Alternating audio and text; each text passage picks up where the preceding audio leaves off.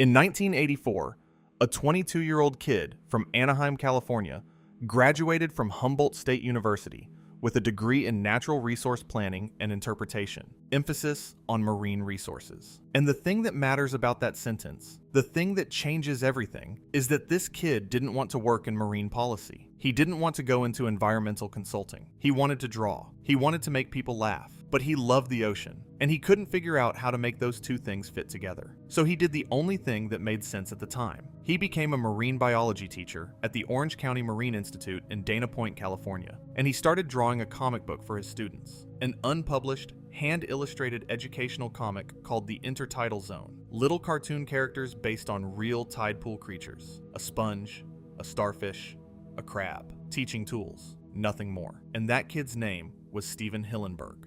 And he had absolutely no idea what he was about to create. I keep thinking about that, about how the most culturally significant animated character of the last 30 years started as a teaching aid for a marine biology class. Because there's something about that origin story that tells you everything you need to know about SpongeBob SquarePants before you even watch a single episode. This show wasn't designed to sell toys. It wasn't focus grouped into existence by a network looking for the next big thing. It came from a guy who genuinely loved the ocean, genuinely loved making people laugh, and somehow found a way to smash those two passions together into something that's been running for over 25 years, across 17 seasons, over 330 episodes, 4 theatrical films, 2 spin-offs, a Broadway musical, and an internet meme legacy that might outlive us all. Tonight, we're going through all of it. The entire story of SpongeBob SquarePants, from the very first pitch meeting in 1997, where Stephen Hillenberg walked into Nickelodeon wearing a Hawaiian shirt and carrying an underwater terrarium with little models of his characters, all the way through to where the show stands right now, in 2026, with its 17th season announced and a franchise that shows absolutely no signs of slowing down. We're talking about the golden age, the perceived decline, the movies, the creative eras, the voice actors, the memes, the legacy. We're talking about what SpongeBob means. And I mean really means, not just as a cartoon, but as this weird, beautiful, absurdist expression of joy that an entire generation grew up on, and that somehow still holds up. So if you're watching this late at night, get comfortable, because we're going to be here for a while. And if you haven't subscribed yet, it really does help us keep making these for you. Just hit that button. That's all I'll say about it. Okay, let's start at the beginning, the real beginning.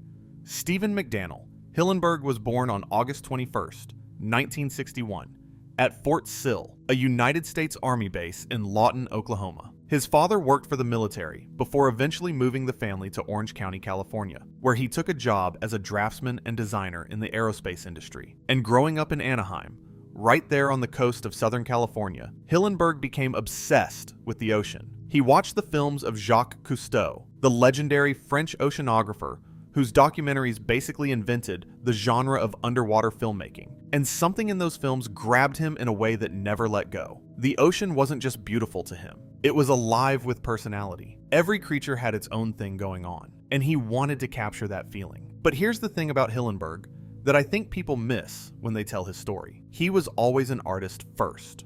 Even at Humboldt State, where he was studying marine science, he said later that he blossomed as a painter there. He minored in art. He loved making things. And when he finished his degree and took that teaching job at the Ocean Institute, he wasn't just lecturing about tide pool ecology. He was making his students fall in love with the ocean the same way Cousteau had made him fall in love with it, through storytelling, through characters, through that comic book, The Intertidal Zone. And I think if Hillenberg had stayed in teaching, The Intertidal Zone would have remained what it was, a fun, hand-drawn educational tool used by one very creative marine biology instructor in one institute in Dana Point. But in 1987, after about 3 years of teaching, Hillenberg decided to leave the institute. He wanted to pursue art full-time, and in 1989, he enrolled at the California Institute of the Arts, CalArts, to study experimental animation. He got his Master of Fine Arts in 1992.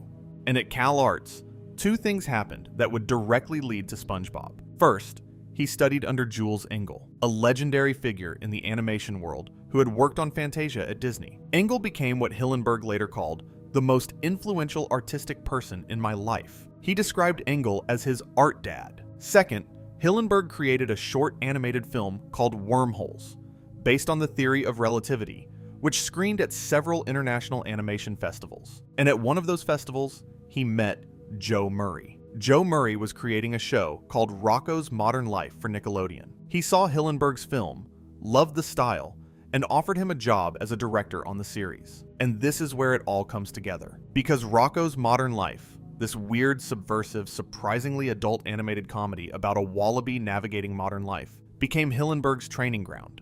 He worked on Rocko from 1993 to 1996, eventually rising to creative director during the show's fourth and final season. And during those years, he kept developing those intertidal zone characters, kept refining them, kept thinking about what a show built around ocean creatures could actually be. When Rocko ended in 1996, Hillenberg went all in. He started developing SpongeBob SquarePants as a television series. And here's a detail I love. The show was originally called SpongeBoy Ahoy. The main character was SpongeBoy, but after voice recording for the original 7-minute pilot had already been done, Nickelodeon's legal department discovered that the name SpongeBoy was already trademarked for a pencil product of all things. So in November 1997, Hillenberg had to change the name, and he decided two things. The character's first name had to contain Sponge, because he didn't want viewers to think the character was a cheese man.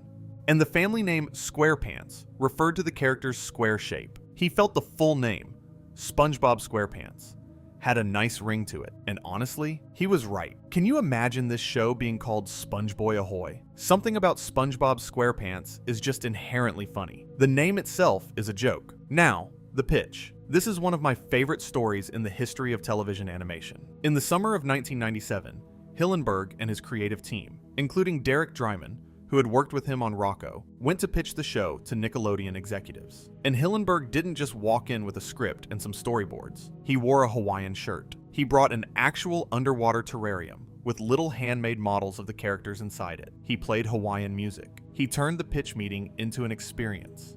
And Nickelodeon executive Eric Coleman described the whole setup as pretty amazing. When Hillenberg and his team were given money and 2 weeks to write the pilot, they came back with what executive Albie Hecht described as a performance he wished he had on tape. Kevin Kay and Hecht apparently had to step outside during the pitch because they were exhausted from laughing. Think about that for a second. The show hadn't even been made yet, and the pitch alone was making Nickelodeon executives leave the room because they couldn't stop laughing. That's the energy SpongeBob was born from. Not corporate strategy, not demographic research. A marine biologist in a Hawaiian shirt making people cry with laughter. The pilot episode was called Help Wanted.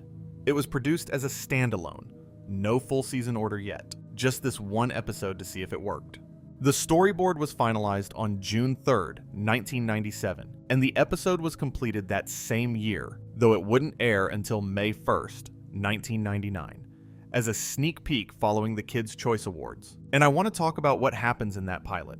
Because everything SpongeBob would become, everything the show would do for the next 27 years, is already there in those first 8 minutes. The episode opens with a French narrator, voiced by Tom Kenny doing a pitch-perfect Jacques Cousteau parody, which is itself a direct callback to Hillenberg's childhood obsession, introducing us to Bikini Bottom. And the very first line of dialogue in the entire SpongeBob SquarePants franchise is, "Ah, the sea. So fascinating, so wonderful." Here, we see Bikini Bottom, teeming with life, home of one of my favorite creatures, SpongeBob SquarePants. Yes, of course he lives in a pineapple, you silly. That "you silly" at the end is doing so much work. It's affectionate.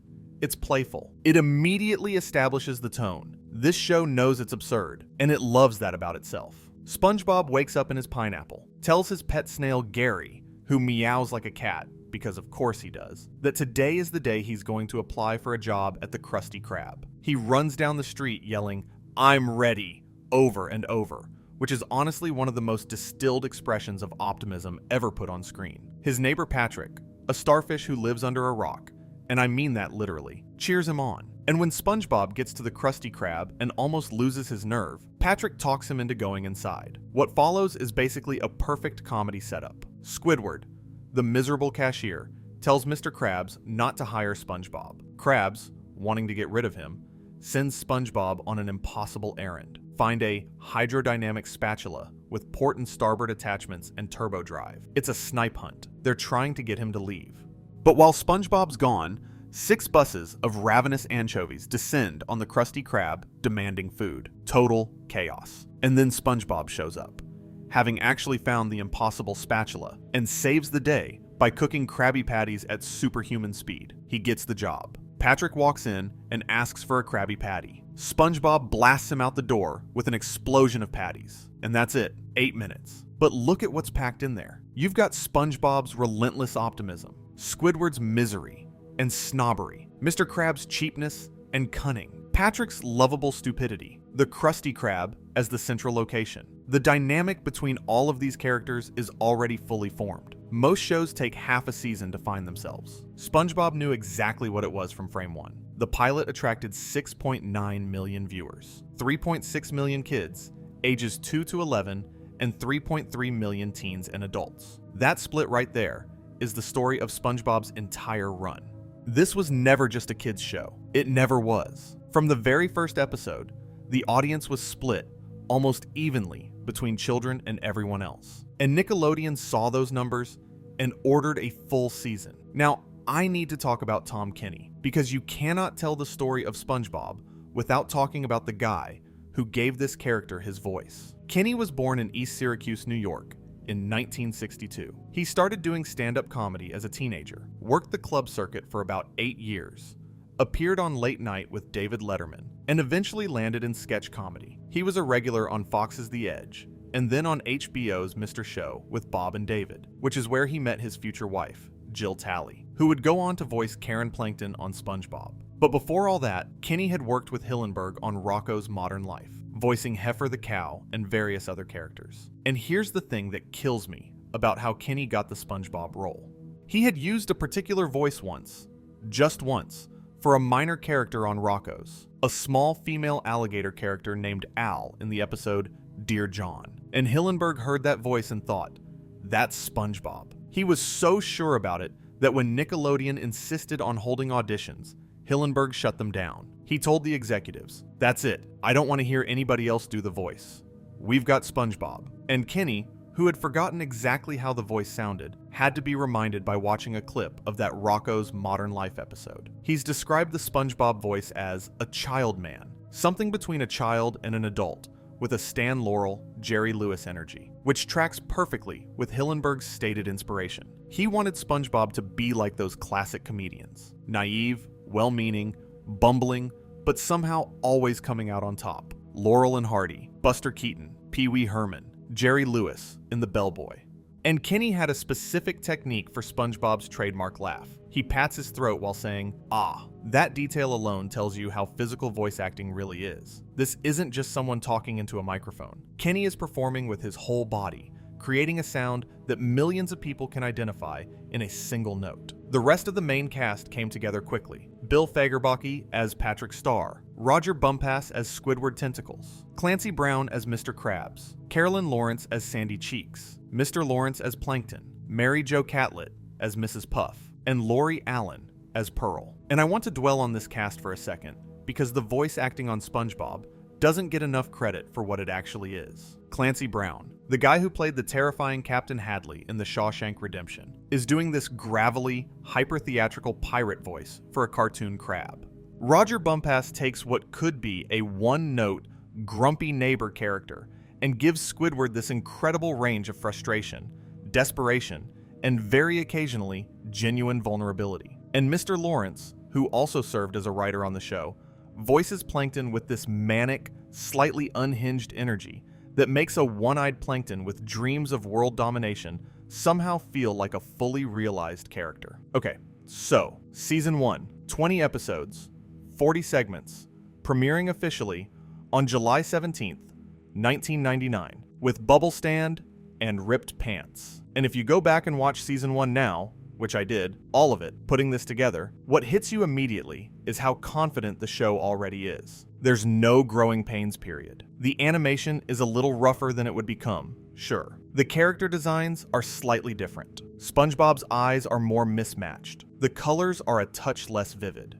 But the writing, the comic timing, the density of the visual gags. It's all there from the start. And here's something I think people don't talk about enough: the show's relationship with silence and pacing. SpongeBob, especially in these early seasons, isn't afraid to hold a moment, to let a visual gag play out without dialogue, to give Squidward a long, slow reaction shot where his face does all the work. Reef Blower, the second segment of the very first episode, has no dialogue at all. It's entirely visual comedy. SpongeBob vacuuming a leaf off Squidward's lawn, escalating into absurdity, sucking up the entire ocean. It's a statement of intent. This show can be funny without a single word. That's rare. That's Buster Keaton-level confidence in physical comedy, translated into animation. Season 1 establishes the world. You get Bikini Bottom as a place, not just a backdrop, but a functioning undersea town with its own logic, its own geography, its own culture. The Krusty Krab, the Chum Bucket, Jellyfish Fields, Goo Lagoon, Mrs. Puff's boating school. Each location feels lived in, specific, real, in the way that only great animated worlds feel real. And the show populates this world with background characters who keep recurring. Like Fred, the fish whose catchphrase, "my leg," became one of the show's earliest running gags. But what really sets season 1 apart, and I've rewatched this season probably 6 times putting this together, and it hits different every time, is the emotional range. This is a show that can do pure slapstick chaos 1 minute, and then pivot to something genuinely moving the next. Take Pizza Delivery, Season 1, Episode 5A. SpongeBob and Squidward get sent out to deliver a pizza, the Krusty Krab's first ever pizza delivery, and they end up lost in the middle of nowhere. It's a road trip episode, basically, and it does what the best road trip stories do. It strips the characters down to their essentials and forces them to interact. SpongeBob is relentlessly optimistic, singing the Krusty Krab pizza song he made up on the spot. Squidward is miserable and just wants to go home. They fight, they get lost, they nearly die, and then they finally arrive at the customer's house, and the customer, this entitled jerk, refuses to accept the delivery because SpongeBob forgot his drink. And this guy berates SpongeBob, just tears into him, and SpongeBob starts crying. And here's the moment that tells you what this show really is. Squidward, who has spent the entire episode complaining about SpongeBob, who finds him annoying and childish and embarrassing, Squidward takes that pizza and slams it in the customer's face. Doesn't say a word to SpongeBob about it. Doesn't ask for thanks. Just defends him. And the episode ends with SpongeBob walking home, happy again, and Squidward walking beside him. And you realize Squidward cares.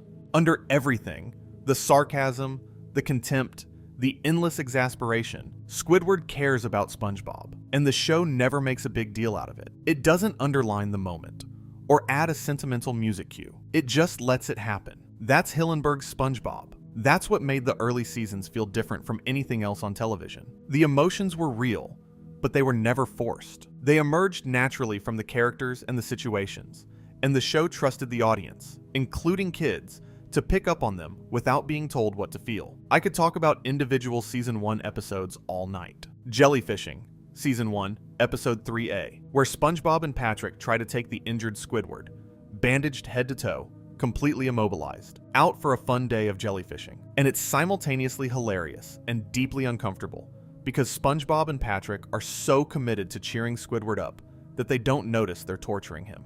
They strap him to a wheelchair, drag him through jellyfish fields, and basically use his body as a jellyfish net. And the genius of it is that the show never tells you how to feel about this. It's funny. It's also kind of horrifying. That ambiguity, the refusal to pick a lane, is what separates SpongeBob from every other cartoon of its era. Opposite Day, Season 1, Episode 9B, where Squidward tries to sell his house to get away from SpongeBob.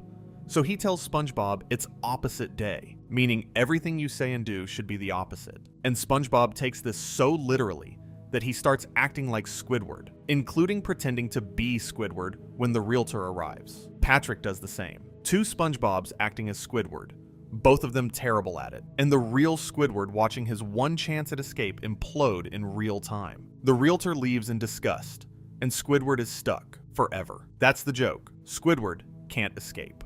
And every attempt to escape makes the cage smaller. Pickles, Season 1, Episode 6B, where a customer named Bubble Bass claims SpongeBob forgot the pickles on his Krabby Patty, and SpongeBob has a complete identity crisis. He can't remember how to make anything. He puts his shoes on his head. He makes his alarm clock out of food. His entire sense of self was built on his ability to make the perfect Krabby Patty, and when that's taken away, he falls apart. This is a kid's cartoon about a sponge having an existential breakdown because he might have forgotten a condiment. And it works because the show treats SpongeBob's distress as real. It doesn't mock him, it lets him go through it. Sleepy Time, Season 1, Episode 15A, where SpongeBob invades the dreams of all his friends. This is where the show really starts flexing its creative muscles. Each dream sequence is in a completely different visual style and reflects the dreamer's deepest desires. Squidward dreams of performing for an adoring audience. Mr. Krabs dreams of money. Sandy dreams of being a Texas rodeo star.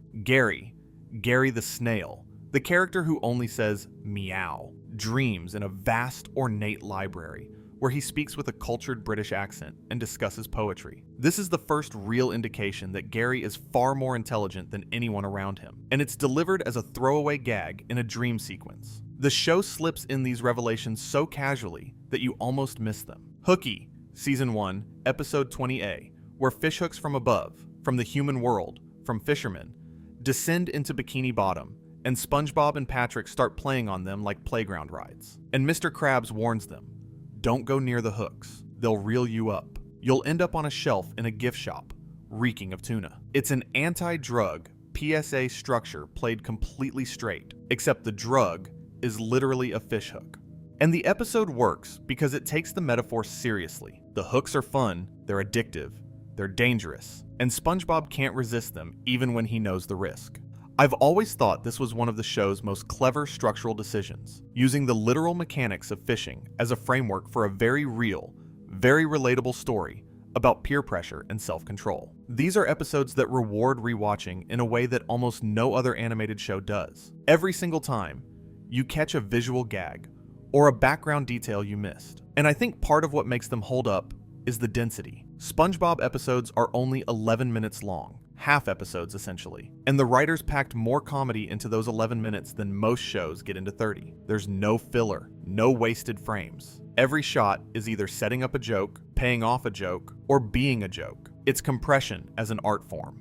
And while we're talking about Season 1, I want to mention Karate Choppers, Season 1, Episode 14B, because it establishes one of the show's most important secondary dynamics, SpongeBob and Sandy's friendship. Sandy is the show's most physically capable character. She's a trained martial artist, a scientist, a lasso-swinging Texan who wears an astronaut suit to survive underwater. And her karate sparring sessions with SpongeBob are some of the show's most kinetic, beautifully animated sequences. But what I love about their relationship is that it's purely platonic, purely based on mutual respect and shared interests. SpongeBob doesn't have a crush on Sandy. Sandy doesn't have a crush on SpongeBob. They're just friends. And in a medium where every male-female relationship is usually pushed toward romance, that refusal to go there feels deliberate and refreshing. Okay, but I want to move into Season 2, because this is where SpongeBob goes from being a great Nickelodeon cartoon to being something else, something bigger. Season 2 premiered on October 26th, 2000, and it ran through 2003. And the reason I think Season 2 is where the show truly ascends is because the writers had found the characters so completely by this point that they could push them into increasingly extreme situations without ever losing what made them feel real. The show gets weirder, funnier, darker, more confident. Let me start with some of the episodes that don't always get talked about when people rank the best of Season 2, because I think they're essential to understanding what the show was doing at this point. Dying for Pie, Season 2, Episode 4A. Squidward accidentally gives SpongeBob a bomb disguised as a pie. He thinks SpongeBob ate it. He thinks SpongeBob is going to die at sunset. And so Squidward, grumpy, self-absorbed, couldn't care less Squidward, spends what he believes is SpongeBob's last day alive doing everything SpongeBob wants to do, watching the sunset, knitting sweaters, playing in the mud. And there's this moment, and this is the part that gets me, where Squidward is standing with SpongeBob on a cliff watching the sunset, and SpongeBob is talking about friendship, and Squidward is trying not to cry. He thinks his neighbor is about to die, and he's realizing in real time that he's going to miss him, that he already misses him. It's devastating. And then it turns out SpongeBob didn't eat the pie, and the whole thing was for nothing, and everything resets. But for a few minutes, the show let us see inside Squidward, and what's in there is not just irritation, it's love. Shanghaied, Season 2, Episode 13. A. the episode with the Flying Dutchman, the ghost pirate who lives in his ship in the sky above Bikini Bottom. SpongeBob, Patrick, and Squidward get shanghaied onto his ghost ship and have to find a way home. It's a simple adventure plot, but the episode is structured as a choose-your-own adventure. When it originally aired, Nickelodeon let viewers vote on the ending, a gimmick that was unusual for the time and showed how comfortable the show had become with breaking its own format. But beyond the gimmick, the episode is a showcase for the show's ability to balance genuine menace with absurd comedy. The Flying Dutchman is actually scary, not in a Scooby-Doo way, but in a this character might legitimately eat these people way. And the show doesn't diffuse that tension cheaply. It lets it coexist with the comedy. Something Smells, Season 2, Episode 2A. SpongeBob makes a sundae with onions and ketchup, eats it, gets horrific breath, and thinks he's turned ugly because everyone runs from him. Patrick, who can't smell anything because he doesn't have a nose, tells SpongeBob he's not ugly, and together they walk around town being ugly and proud of it. It's a body image episode, 11 minutes long, about a sponge with bad breath, and it's secretly about self-acceptance, about the cruelty of social rejection, about how the people who stick by you when you're at your worst are the people who matter. The episode never says any of this. It just shows two best friends walking through town together, terrifying everyone they pass, completely happy. Procrastination, Season 2, Episode 17. SpongeBob has to write an 800-word essay for boating school, and he can't start. He sharpens pencils. He organizes his desk. He watches the clock. He daydreams. He has a genuinely nightmarish hallucination where his house catches fire and his furniture screams at him. This episode is, for my money, the most accurate depiction of writer's block ever put on screen, not as metaphor, as literal, lived experience. Every single person who has ever procrastinated on a deadline has lived through this episode, and the fact that a SpongeBob cartoon captured it more honestly than any prestige drama is both hilarious and slightly concerning. Graveyard Shift, Season 2, Episode 16A. SpongeBob and Squidward working the night shift at the Krusty Krab. Squidward tells SpongeBob a scary story about the hash-slinging slasher to mess with him. And then the things from Squidward's made-up story start actually happening. The lights flicker. A bus arrives that shouldn't be there. A shadow figure appears in the doorway. It's a perfect parody of horror movie structure. Set up the rules, then break them. And it works because the show commits to the tension completely. For a solid minute, you genuinely don't know if this is going to be scary or funny. It's both. And the reveal that the hash-slinging slasher is just some kid who wanted to apply for a job is the perfect deflation of horror movie conventions. Except then, there's a final shot where Nosferatu is revealed to be the one flickering the lights. And it cuts to this still image of the actual Nosferatu from the 1922 film. And everyone in the Krusty Krab just looks at him, and the show just ends. No explanation. That is the joke. The unexplained, unapologetic absurdity. And then there's Band Geeks, Season 2, Episode 15. B. Air date September 7th, 2001. Written by C.H. Greenblatt, Aaron Springer, and Meriwether Williams. And I need to spend some time on this one, because if you asked most SpongeBob fans what the greatest episode of the series is, this is the answer. It holds the show's highest IMDb rating, 9.8 out of 10. It was ranked number 1 in the 100 greatest Nicktoon episodes countdown. Tom Kenny himself considers it one of his favorites. The premise is simple. Squidward's high school rival, Squilliam Fancyson, making his first appearance here, calls to brag that his band can't play the Bubble Bowl and sarcastically suggests Squidward take his place. Squidward, out of pure spite, claims he already has a band. He doesn't, so he puts up flyers all over town, recruits basically everyone in Bikini Bottom, and then spends the next several days trying to teach these absolute disasters how to play music. And it goes exactly as badly as you'd expect. Patrick keeps asking if mayonnaise is an instrument. The flag twirlers launch themselves into a blimp. The whole band erupts into a massive fistfight. And Squidward, the guy who has dreamed his entire life of being appreciated, of being taken seriously as an artist, watches it all fall apart. He tells the band he's ashamed of them and leaves. And then SpongeBob steps up. He tells everyone they should do this for Squidward. Not because they like music or care about the Bubble Bowl, but because Squidward believed in them and they let him down. And on the day of the show, Squilliam shows up at the stadium to watch Squidward fail. Squidward sees his band and expects disaster. He turns away as they start playing, and then they play Sweet Victory. Look, I've watched this scene more times than I can count, and it still gets me, because the show lets Squidward win. That's the miracle of this episode. In a series where Squidward's entire purpose is to suffer, where the universe exists to punish his pretensions and deny him every dream, the show gives him this: a genuine, unambiguous, triumphant victory. The band is incredible. Squilliam has a heart attack. The crowd goes wild. And Squidward, the freeze frame ending, him leaping into the air with pure joy, finally, for one moment, gets everything he ever wanted. No punchline, no reversal, just Squidward winning.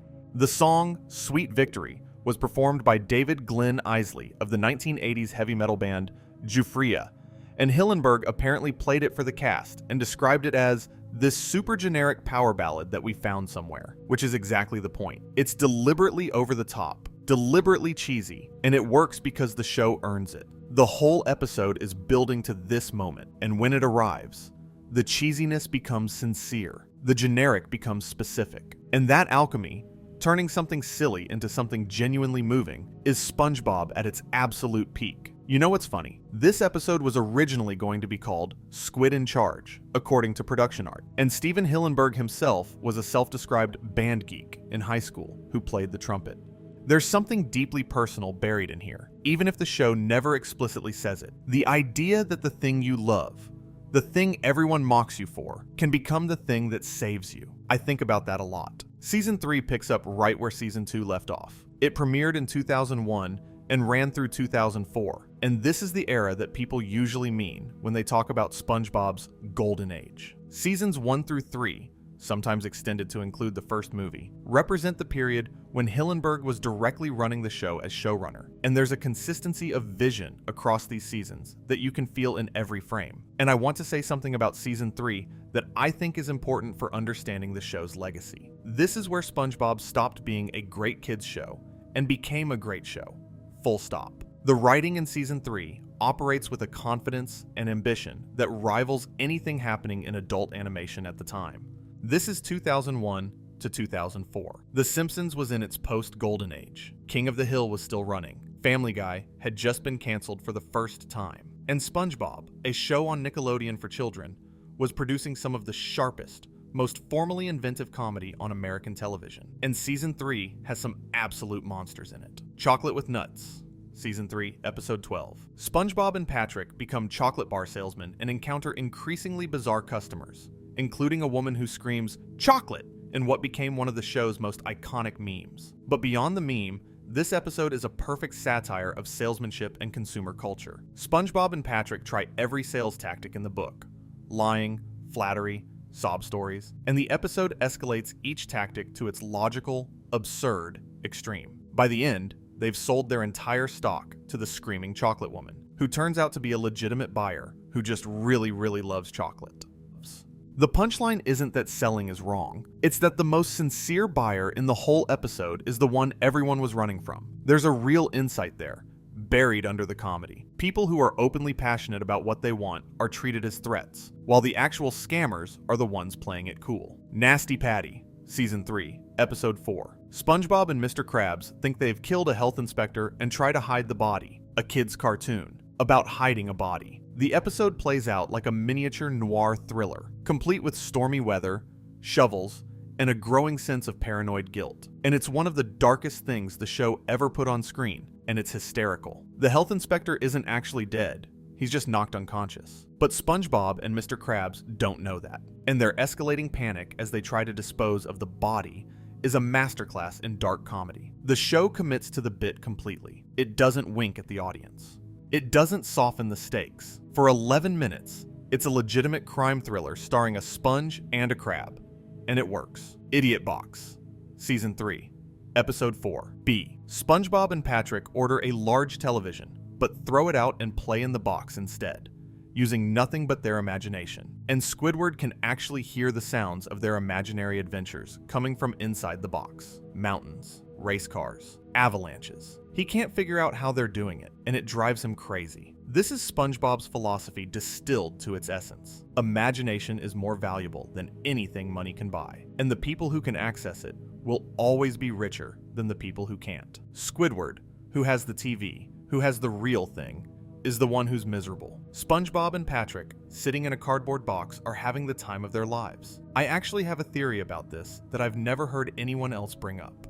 I think Squidward's inability to access his imagination in Idiot Box, his insistence that there must be a trick, some technological explanation, represents something really specific about what happens to creativity when you intellectualize it. Squidward is an artist. He plays clarinet, he paints, he sculpts, but he approaches art as a path to prestige, not as play. And because he can't play, can't just sit in a box and make the sounds of an avalanche with his mouth, he'll never hear what SpongeBob hears. That's devastating when you think about it. That's a 20-year-old kid's cartoon making a point about the nature of creative joy that most adult dramas never touch. And then there's Krusty Krab Training Video, Season 3, Episode 10B, an episode structured entirely as a corporate training video for new Krusty Krab employees. It's a complete formal experiment. The entire episode is narrated like an actual training video, with motivational jargon, meaningless acronyms, and terrible background music. And it builds up to one thing: the Krabby Patty's secret formula. The entire episode is building toward revealing the formula. And at the last possible second, right as the narrator is about to say what's in it, the episode ends. Cuts to credits. No reveal. And I remember watching this when it first aired and being absolutely furious and absolutely in love with the show at the same time. That takes guts. That takes a creative team that trusts their audience enough to know that the frustration is the joke. The Guardian ranked Krusty Krab Training Video as the single best episode of SpongeBob SquarePants, above Band Geeks. I don't know if I agree, but I understand it. Because while Band Geeks is emotionally perfect, Krusty Krab Training Video is formally perfect. It's a show at the height of its powers, confident enough to throw out conventional episode structure entirely and do something nobody had ever seen before. Season 3 is also where some of the show's most quoted moments come from. The camping episode with the Sea Bear Circle, Wet Painters with SpongeBob and Patrick trying to paint Mr. Krabs' house without getting a drop of paint on his first dollar, Rock Bottom, Season 1 technically, but the kind of episode that defines what people love about this era. SpongeBob stranded in a dark, deep-sea bus terminal where everyone speaks with a tongue-clicking sound, and the atmosphere is genuinely eerie and alien. But here's where the story gets complicated, because Season 3 was supposed to be the end. Hillenberg had planned to end SpongeBob after 3 seasons. He wanted the show to go out on top before the quality declined. In a 2002 interview, he said, "I personally think it's good not to go to the point where people don't want to see your show anymore." He halted production after Season 3 and turned his attention to the SpongeBob SquarePants movie, a theatrical film that he wrote, directed, and intended as the series finale. The last television episode produced before the movie was SpongeBob Meets the Strangler and Pranks a Lot, and there's a strong case to be made that The Sponge Who Could Fly, the lost episode special from Season 3, was meant to serve as the televised finale. The SpongeBob SquarePants movie came out on November 19th, 2004. It was produced on a $30 million budget and grossed $141 million worldwide. It got generally positive reviews. And the story, SpongeBob and Patrick going on a hero's quest to Shell City to retrieve King Neptune's stolen crown, save Mr.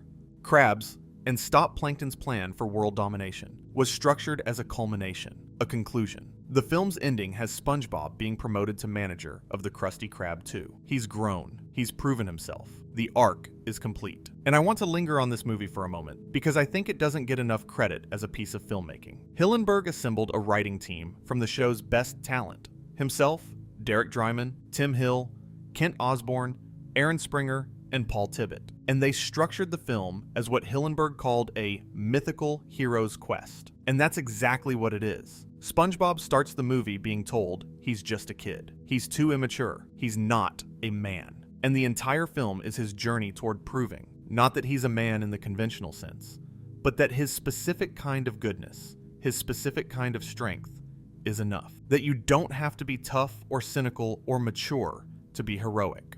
The goofy goober scene at the beginning, where SpongeBob and Patrick drown their sorrows in ice cream at a bar that's clearly coded as an actual bar, complete with hangover, is the show's dual audience philosophy at its most brazen. Kids see SpongeBob eating too much ice cream. Adults see a pub binge.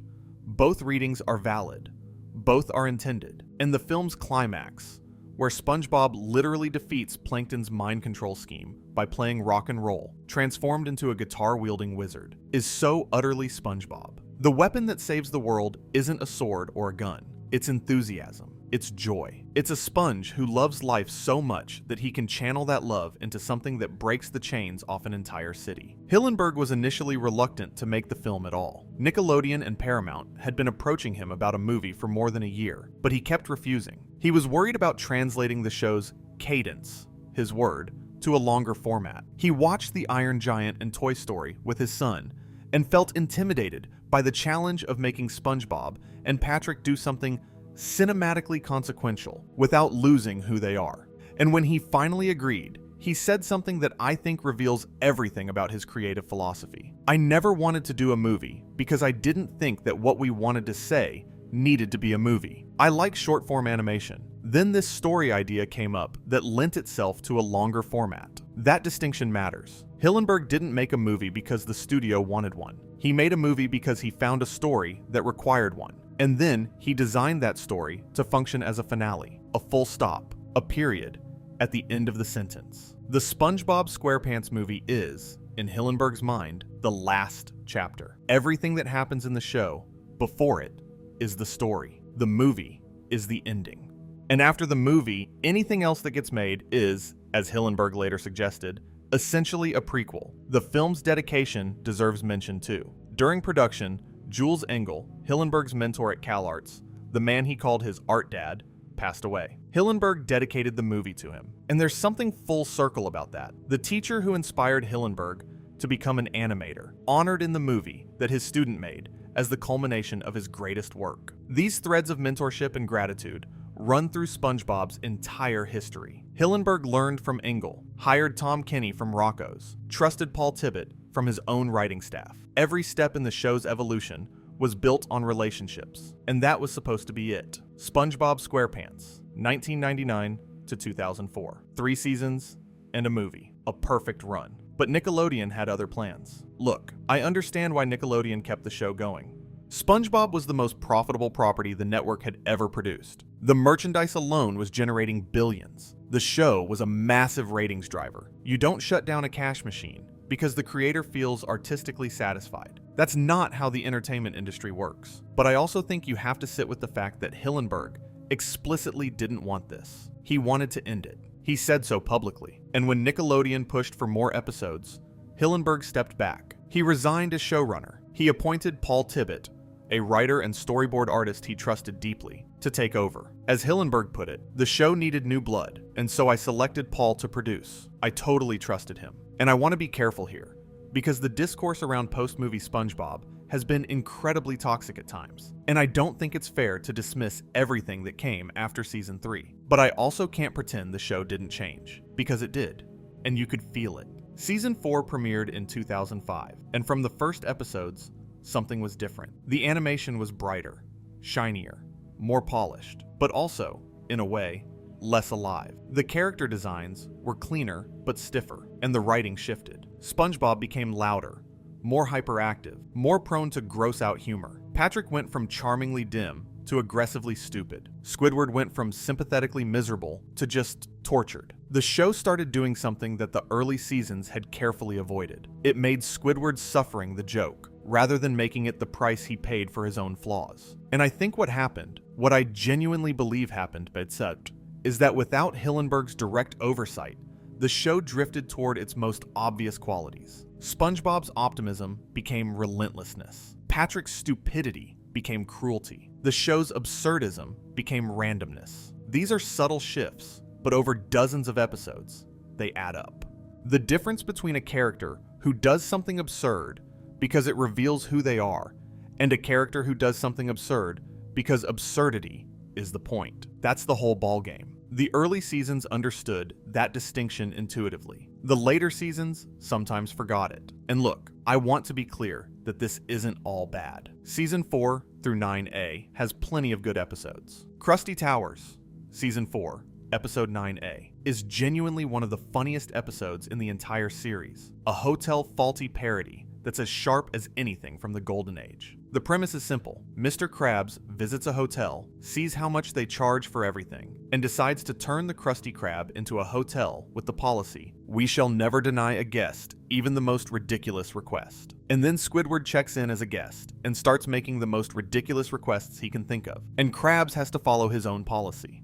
It's a perfect closed system comedy. Set up the rules, then exploit them to their breaking point. The episode is structured like a farce, with escalating absurdity and perfect timing. And it proves that the post-Hillenberg writers could still find the show's voice when they locked into a strong concept. Skill Crane, Season 4, Episode 5A, where Squidward becomes addicted to a claw machine, is a brilliant little character study. It takes Squidward's personality, his obsessive need to succeed, his inability to walk away from a challenge, and applies it to the most mundane possible activity. And it becomes a meditation on addiction and compulsion that's more honest than most very special episodes on live-action television. Squidward doesn't stop because he learns a lesson. He stops because he runs out of money. That's how addiction actually works. Dunces and Dragons, the medieval time travel special from Season 4, is a blast. A full-length episode that reimagines the entire cast in a Monty Python-esque fantasy setting. Wishing You Well, Season 4, Episode 9B, returns to the show's philosophical roots with a simple, powerful thesis. Wishes come true if you believe in them. It's sentimental without being saccharine, and it features one of the show's most effective emotional payoffs when Squidward's wish, a wish he made sarcastically, without believing, comes true anyway. Season 5 has Roller Cowards, a genuinely sweet episode about SpongeBob and Patrick confronting their fears together. Season 6, despite being widely considered the weakest season, produced Sandcastles in the Sand, one of the show's most visually ambitious episodes. A sandcastle war between SpongeBob and Patrick that escalates to nuclear proportions with military-grade animation.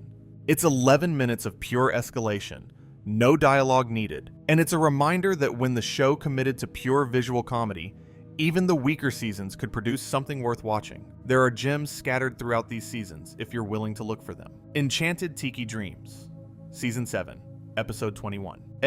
Where SpongeBob and Patrick build Squidward his own private paradise, an island where everything is exactly the way Squidward wants it. It's a rare moment of genuine kindness between SpongeBob and Squidward, and it calls back to Squidville from Season 2. Except this time, SpongeBob is the one creating the escape, not the real estate market, and the episode doesn't undercut it with a cruel twist. Squidward gets his peaceful moment. SpongeBob and Patrick did something good, and the show lets that stand. The problem was never that these later seasons couldn't produce good individual episodes. The problem was consistency.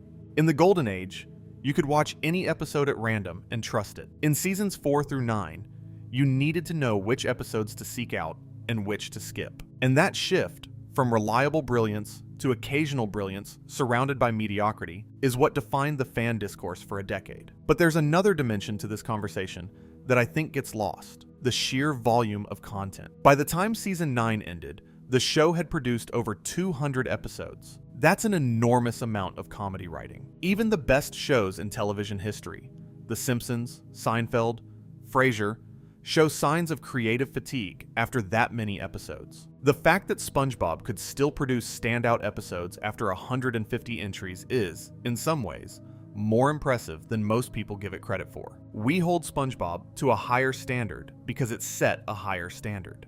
If Seasons 4 through 9 had been any other show's first 9 seasons, we'd call them solid television. They just had the misfortune of following something exceptional, but the consistency was gone. You could no longer put on a random SpongeBob episode and trust that it would be great. Sometimes it was, sometimes it was painful, and the fans noticed. In 2012, MSN cited posts from fan communities noting that many fans felt the show had jumped the shark after the movie. The AV Club wrote that as the series went on, it leaned hard into kid-friendly physical humor and gross-out moments that appealed to no one in particular. And there's a telling detail that The Vulture noted in 2018. The most popular SpongeBob memes online almost all come from the first 3 seasons. That's not a coincidence. The cultural moments people remember, the screenshots that went viral, the lines that became part of everyday speech, almost all of it comes from the Hillenberg era. And I want to talk about specific episodes from this period that illustrate both the lows and the highs, because I think it's important to be fair. A Pal for Gary, Season 7, Episode 7B, widely considered one of the worst episodes in the entire series. SpongeBob buys a dangerous nudibranch that terrorizes Gary, and SpongeBob blames Gary for everything. The episode fundamentally mischaracterizes SpongeBob by making him stupid to the point of cruelty, ignoring obvious danger to his beloved pet. This is the kind of episode that made fans angry, not because it wasn't funny, though it wasn't, but because it violated the character. The SpongeBob of seasons 1 through 3 would never treat Gary this way. He was naive, sure, but he wasn't willfully blind to his pet's suffering. The episode represents the worst instinct of the post-Hillenberg era, taking a character trait and cranking it to 11 until it breaks. One Course Meal, Season 7, Episode 8A, an episode that has Mr. Krabs psychologically tormenting Plankton by dressing up as a whale, exploiting Plankton's fear of being eaten. The episode ends with Plankton attempting to get run over by a bus out of despair. It's not funny, it's not clever, it's just bleak, and it's a reminder that without a steady hand at the wheel, the show's capacity for darkness could tip from subversive into genuinely unpleasant. But then there's Planet of the Jellyfish, Season 8, Episode 22A, a surprisingly effective horror pastiche where alien jellyfish replace the citizens of Bikini Bottom with pod person clones. It's structurally tight, genuinely creepy, and shows that even in the later seasons, the writers could still pull off something special when they committed to a strong concept. It's a SpongeBob Christmas. From Season 8, a stop-motion animated special, is another standout. The format shift alone shows ambition, and the episode captures some of the warmth the show sometimes struggled to find post-movie.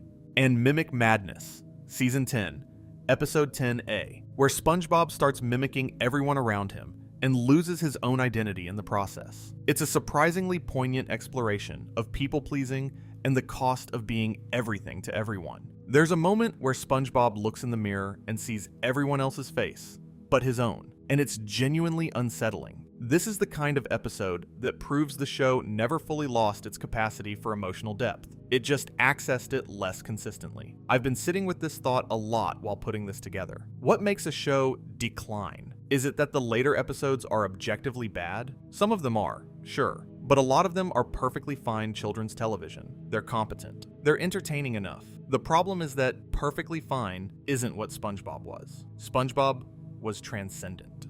It was a show that operated on multiple levels simultaneously. Slapstick for kids, absurdism for teenagers, genuine philosophical depth for adults, and an emotional sincerity that cut across all of it. When you take away any one of those layers, you don't get a bad show. You get a lesser version of something that used to be extraordinary. And that loss hits harder than outright failure, because you can see the ghost of what it was in every frame. But here's the thing, and this is where the story takes a turn I wasn't expecting when I started researching this. In December 2014, it was announced that Steven Hillenberg would return to SpongeBob SquarePants in an unspecified capacity, and you could feel the difference almost immediately. Season 9B, the back half of Season 9, roughly 2015 onwards, starts showing signs of the old magic coming back. The writing gets sharper, the characters start feeling like themselves again. The show starts trusting its audience more. Not a full return to the golden age. You can never go back completely, but a recognizable improvement that even the most skeptical fans acknowledged. And this coincided with the release of the SpongeBob movie, Sponge Out of Water, in February 2015. Hillenberg co-wrote the story and served as executive producer. It was his formal return to the franchise, and while the film wasn't universally loved, the live-action superhero sequences were divisive. It felt like a SpongeBob product that had been made with care, not just manufactured for profit. And then, in March 2017, Steven Hillenberg told Variety magazine that he had been diagnosed with amyotrophic lateral sclerosis, ALS, also known as Lou Gehrig's disease. He was 55 years old. He said he would continue to work on SpongeBob for as long as he was able. He added that he and his family were grateful for the outpouring of love and support. I need you to think about what that means. A man creates a show about relentless optimism, about a character whose defining trait is the belief that every day can be the best day ever, and then he's diagnosed with a terminal illness. And his response is to keep working on that show, to keep making this thing that brought joy to hundreds of millions of people. There's something about that that goes beyond the show itself. That's about who Steven Hillenberg was as a person. He worked on SpongeBob for as long as he could. Season 11, which premiered in 2017, and Season 12, which began in 2018, were produced during this period. And there are episodes from these seasons that carry a quality, a warmth, a specificity that feels directly connected to Hillenberg's involvement. Not all of them, but enough of them. Mimic Madness, which I mentioned earlier, is from Season 10, produced just before Hillenberg's return was formally announced. But Feral Friends, Season 11, Episode 1B, feels like pure Hillenberg. The premise: a rare planetary alignment causes all of Bikini Bottom's residents to revert to their real animal forms. SpongeBob becomes an actual sea sponge, immobile, sessile, stuck to a rock. Patrick becomes a real starfish. Squidward becomes a real octopus. Sandy, who's already a real squirrel, is the only one unaffected. And the episode is simultaneously hilarious and deeply unsettling, because it forces you to confront what these characters actually are beneath their cartoon personas. SpongeBob, stripped of his personality and his clothing and his capacity for speech, is just a sponge on a rock. There's something about that image, your beloved cartoon character reduced to his biological reality, that feels like Hillenberg's marine biology background, asserting itself one last time. This is what these creatures really are. The show has been telling you a beautiful lie, and for one episode, it shows you the truth. Doodle Dimension, Season 11, Episode 7A, brings back Doodlebob, the two-dimensional SpongeBob doodle from the Season 2 classic Frankendoodle, and does something unexpected with the concept. It's not just a sequel. It's an exploration of creation and creator, of what it means to bring something to life and then lose control of it. I might be reading too much into this, but given that Hillenberg was working on these episodes while knowing his time was limited, there's a resonance to stories about creators and their creations that feels intentional. The voice actors, too, brought something extra during this period. Tom Kenny has spoken about how meaningful it was to have Hillenberg back in the process, and you can hear it in the performances. There's a tenderness in Kenny's SpongeBob during these later seasons that wasn't always there in Seasons 4 through 9, as if Kenny, knowing what Hillenberg was going through, was putting everything he had into honoring the character. And remember, Kenny was the voice director for many of these episodes too, not just the lead actor. He was shaping the performances of the entire cast, bringing a unified vision to the recordings that hadn't always been present in the post-movie era. On November 26th, 2018, Steven Hillenberg died at the age of 57. He was survived by his wife Karen. Yes, Plankton's computer wife is named after Hillenberg's real wife, and their son Clay. He had been married to Karen Umland, a chef, since 1998, the same year their son was born, and the same year they had moved into what would become their family home in San Marino, California. And the internet mourned in a way that felt different from any other celebrity death I can remember, because this wasn't just a showrunner. This was the guy who gave an entire generation their sense of humor. Every meme, every catchphrase, every "I'm ready," and "Is this the Krusty Krab? No, this is Patrick." All of it traced back to one marine biologist from Anaheim who wanted to make people laugh and teach them about the ocean. Social media was flooded with tributes. People posted their favorite SpongeBob moments, their favorite screenshots, their favorite quotes. But what struck me most was the number of people who posted about how SpongeBob had helped them through difficult times, through depression, through loneliness, through the kind of late-night darkness that makes the world feel too heavy to carry. People weren't just mourning a creator, they were mourning a companion, a show that had been there when they needed something warm and safe and genuinely funny. And they were realizing, perhaps for the first time, that the man who made that companion possible had been fighting his own battle, quietly, while still working to bring joy to others.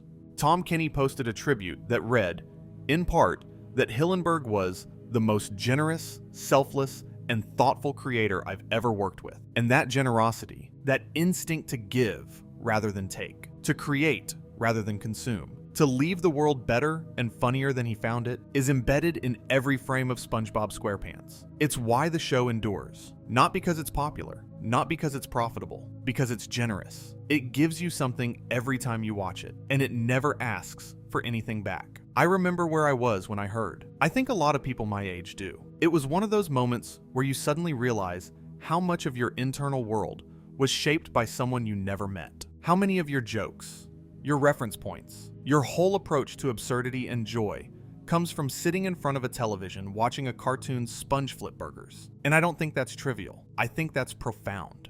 After Hillenberg's death, something complicated happened. Nickelodeon greenlit spin-offs, Camp Corral, SpongeBob's Underyears, which premiered on Paramount Plus in March 2021, and The Patrick Star Show, which premiered on Nickelodeon in July 2021. And this caused a genuine backlash from fans and even former SpongeBob staff. Paul Tibbitt, the former showrunner who had taken over from Hillenberg, tweeted that Hillenberg would have hated the spin-offs. In a 2009 interview, Hillenberg had been skeptical about spin-offs focusing on characters other than SpongeBob. And in 2017, Vincent Waller, a colleague and creative director on the show, had stated that Hillenberg was against the creation of spin-offs. And the timing made it worse. Hillenberg had barely been gone a few months before the spin-offs were announced. It felt rushed. It felt disrespectful.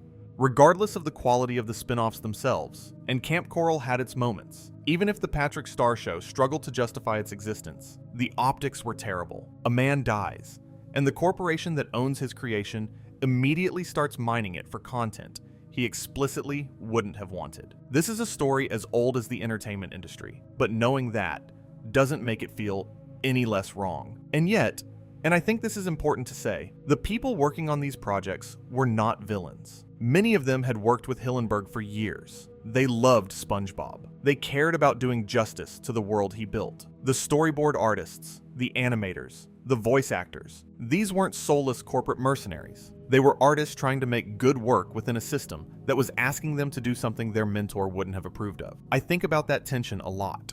How do you honor someone by continuing their work when they told you they didn't want it continued? There's no clean answer. And I think this is where it gets genuinely complicated, because the show kept going. It kept producing episodes. Some of them were good, some weren't. But there's a question that hangs over everything post-November 2018. What does SpongeBob SquarePants mean without Steven Hillenberg? Is it still his creation? Or is it something else now? A franchise? A brand? A machine that keeps running because it makes too much money to stop? I don't have a clean answer for that. I've been thinking about it for weeks, and I still don't. But I think the honest thing to say is that it's both. The show is still SpongeBob. The characters still live in Bikini Bottom. Tom Kenny still voices SpongeBob with the same energy and care he brought to the role in 1997. The DNA of what Hillenberg created is in every episode, even the ones he wouldn't have made. But the guiding intelligence, the person who knew instinctively what SpongeBob was and wasn't, who could look at a script and know whether it honored the world he built, that person is gone. And no amount of talented writers and artists can fully replace that. The more recent seasons, 13, 14, 15, and into the 16th season, which premiered on June 27, 2025, and the 17th season announced in August 2025, have settled into something that I'd describe as competent and occasionally surprising. There are episodes that try to recapture the old spark and sometimes succeed. The show has become more self-aware, more willing to reference its own history and its cultural impact. The 25th anniversary special, Creepaway Camp, premiered on October 10th, 2024. SpongeBob and Patrick's Timeline Twist-Up, a time travel television movie, premiered on June 27th, 2025. There's an acknowledgement now that SpongeBob exists in a continuum, that the show has a past, and that past carries weight. And then there are the movies. The SpongeBob movie, Sponge on the Run, came out in 2020, released in Canada theatrically in August 2020, and on Paramount Plus in the US in March 2021. It was CGI animated, featured the origin story of how SpongeBob and Gary met at Camp Corral, and received a posthumous executive producer credit for Hillenberg. The reception was mixed, and it served partly as a launch point for the Camp Corral spin-off, which didn't sit well with everyone. And most recently, the SpongeBob movie, Search for SquarePants, the fourth theatrical film, came out on December 19th, 2025. Directed by Derek Dryman, who was there from the very beginning as Hillenberg's creative director, the film follows SpongeBob on an adventure with the Flying Dutchman, voiced by Mark Hamill, through the underworld. It was produced on a $64 million budget and has grossed over $168 million worldwide. The reviews were the best the SpongeBob film franchise had ever received, 85% fresh on Rotten Tomatoes, and an A- cinema score, the highest audience score for any SpongeBob film. And that feels meaningful, having Drymon, someone who was in the room when Hillenberg pitched the show, who helped create the world from scratch, directing a SpongeBob movie in 2025. There's a through line there, a connection to the origins that the franchise sometimes struggles to maintain. Drymon wanted to avoid hyperrealism, or the kind of stylized CGI that mimics 2D animation. Instead, inspired by 1960s plasticware and toys, he directed the animation studio Real FX to create a look that felt handmade, textural, true to SpongeBob's roots. That attention to visual identity, that insistence on SpongeBob feeling like SpongeBob, not like a generic modern animated film, is exactly the kind of creative decision Hillenberg would have made. The film opened against heavy competition. Avatar, Fire and Ash, The Housemaid, and Angel Studios' David were all in theaters the same weekend, and its opening of $15.6 million was the lowest in franchise history. But Christmas week lifted it significantly, and its Tuesday gross of $3.5 million was the biggest first Tuesday figure for any SpongeBob movie. The legs told the story. Families kept coming back. Word of mouth was strong. It wasn't a blockbuster in the traditional sense, but it found its audience, and that audience responded warmly. Matt Zoller Seitz at RogerEbert.com gave it a full 4 stars out of 4, calling it a pure joy. And for a franchise that many had written off as a cynical corporate exercise, that reception felt like a small victory, like the show earning its place again, one audience at a time. The franchise has also expanded into spin-off films, Saving Bikini Bottom, the Sandy Cheeks movie, released on Netflix in August 2024, and Plankton, the movie, released on Netflix in March 2025. These are smaller, direct-to-streaming offerings, and they represent Nickelodeon and Paramount's strategy of keeping the SpongeBob brand visible across multiple platforms. Whether Hillenberg would have approved of any of this is a question that everyone involved has to carry. Paul Tibbitt's public comments suggest the answer is no, but the machine keeps running. Let me shift gears here, because I've been talking a lot about the history and the production, and I want to talk about what SpongeBob actually is, thematically, philosophically. Because I think there's a reading of this show that most people never fully articulate, even though they feel it. And if you've made it this far, you already know this isn't a light video. SpongeBob SquarePants is, at its core, a show about finding joy in mundane existence. That's it. That's the thesis. SpongeBob lives in a pineapple. He works at a fast food restaurant. He flips burgers. His life, on paper, is utterly unremarkable, and he loves it. He loves every second of it. He loves his job. He loves his friends. He loves his pet. He loves catching jellyfish. He wakes up every morning and says, "I'm ready," and means it with every fiber of his being. And the thing about that, the thing I don't think people fully grasp, is how radical that is. We live in a culture that tells us constantly that we should want more, that happiness comes from achievement, from accumulation, from upward mobility. SpongeBob rejects all of that. He has a dead-end job. He lives alone with a pet snail. His best friend has the IQ of a rock, literally lives under one. And SpongeBob is the happiest character on television. Not because he's settling, not because he doesn't know any better, because he has found the thing he was meant to do and the people he was meant to do it with. And that's enough. That's everything. And I think for a lot of people who grew up watching this show and then entered the workforce and the housing market and the endless grind of adult life, that message resonates in a way it couldn't have when they were kids. The show surrounds him with characters who don't share that capacity for joy. Squidward is miserable, not because his life is objectively worse than SpongeBob's, but because he's unable to appreciate what he has. He's consumed by ambition and resentment, and the conviction that he deserves better. Mr. Krabs is driven entirely by greed. He has everything he needs, but he always wants more money.